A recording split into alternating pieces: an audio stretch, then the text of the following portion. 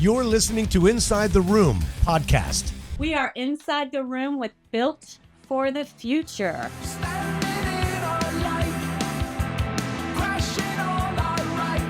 Hello, hello, hello.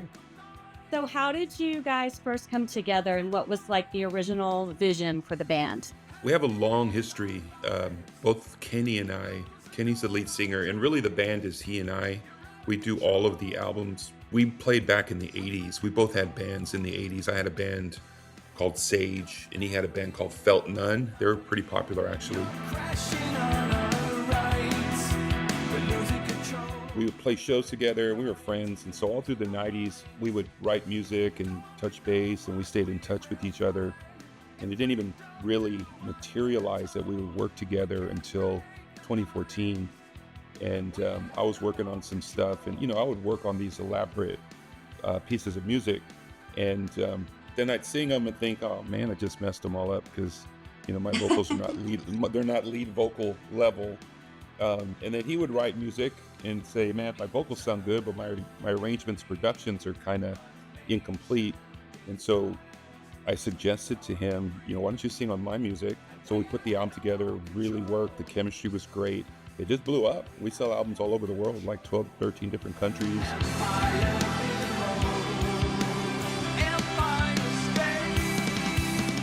So the name Built for the Future, where did that come from? What does it mean to you? So when I was trying to lure Kenny into this project, he's a Fix fan. He loves the Fix. I've seen they're great. I literally pulled all the Fix songs up, and I thought, I'm going to see if there's a name in here. And there was two that I were going to choose from. One was Sense the Adventure, and the other one was Built for the Future. And so I picked, there's a song called Built for the Future. It's a great song too. And so I picked that one because I feel like he and I met in the 80s, knew each other all our lives. So that meeting back then was Built for the Future, which is now. So thought I had a kind of a cool little double entendre there. Not to mention I was trying to lure him in with fix connotations.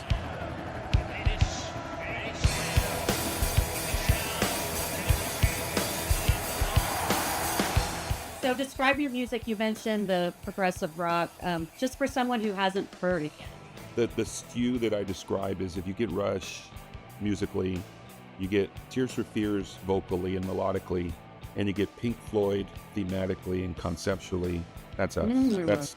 So we love the concept. So the first two albums were very sci-fi, and the second two albums are very dystopian. The last two albums are based on George Orwell's 1984, and so very Floydian in concept, and hopefully very melodic like Tears for Fears, because we really love good melodies. And then the music's, we try not to be as busy as Rush, but it's the closest thing to describe it. So walk us through your songwriting process.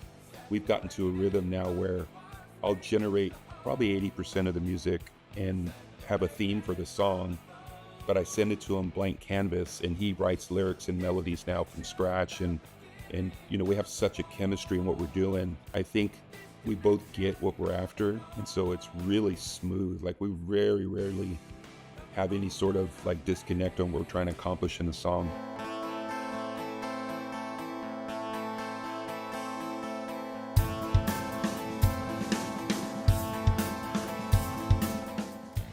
So do y'all play live, or are you strictly a studio band?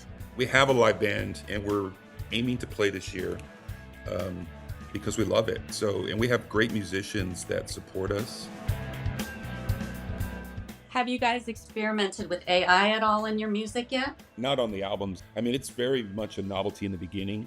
And if you see everything on YouTube, it's like, let me create a song immediately about a cat who blows out a birthday candle. And okay, it'll do it. It'll do it in seconds. But if you're like trying to create something that's really directional and really trying to hit a target, it's not there yet. It's hard, and it's interesting, fascinating, but we like the experience of creating our own and playing our own, and so it hasn't incorporated into Built yet. Look in my eyes and you see that I'm ready, waiting for tomorrow as the sun goes down. So your debut album, Chasing Light. Talk a little bit about that and what Chasing Light means to you. I was going through some stuff in my life when I was writing it. My life, the sky is falling.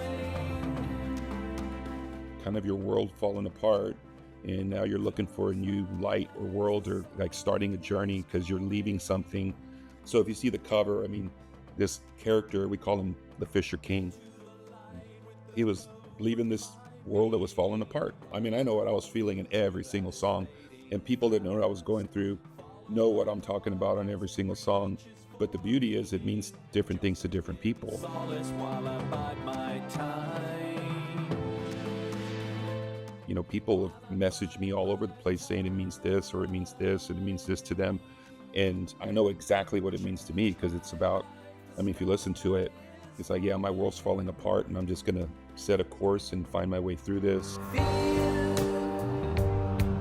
and loneliness can keep us down. So what advice would you give for like younger bands that are kind of like just starting out? My advice would be, outside of drums, I'd tell people, man, don't go to studios unless you're going to record drums, because it's so expensive. I have so many friends, and Kenny knows people too, that rely on studios to do music that can be done if you just invest and learn the craft. I just tell people, learn how to produce yourself, because if you get good at it, it's freedom. That's great advice. Obviously focus on original music, and whatever genre you might want to go into, you know, covering those bands that you enjoy. It's an important step, in my opinion, in figuring out what it means to arrange in that genre. The other thing is, you know, you don't want to start investing too much until you can kind of get yourself moving, and start to figure out how you want to record and produce. But yeah, it doesn't take a lot of super expensive equipment. It's time to breathe. It's time to breathe. So talk about what you're working on right now. Well, part 2 of the 2084 saga. So the first album, Heretic, was, you know, these themes. We went through kind of a lot of the basic themes like Newspeak and Thought Police. And part 2 is a little bit more like pull back a little bit the camera onto society, and it's 2 discs. So disc 1 has kind of a handful of a little bit more shorter songs like Heretic, and then disc 2 we went progged out and we did a 30-minute suite of songs. So we're excited about that, because the prog fans are always wanting that.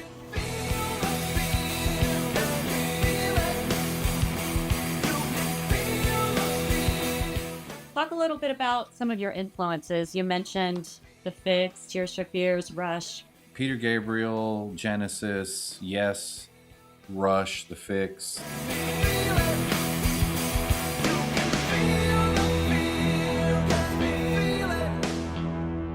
I like melody and harmony, so I get attracted to that. So when I hear it, and then I always think, why didn't I do that? Why didn't I think of that?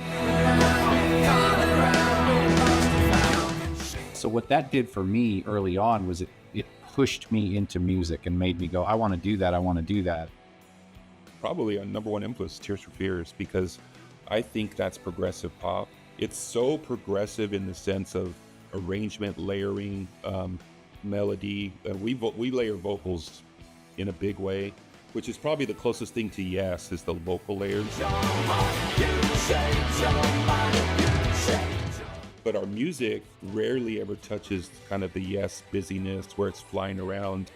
You know, we really do like the control of like kind of that 80s progressive pop feeling with the kind of the themes and the feelings of the 70s. Like, so that's really where my influences lean, is all of that progressive pop that I loved in the middle of my musical journey.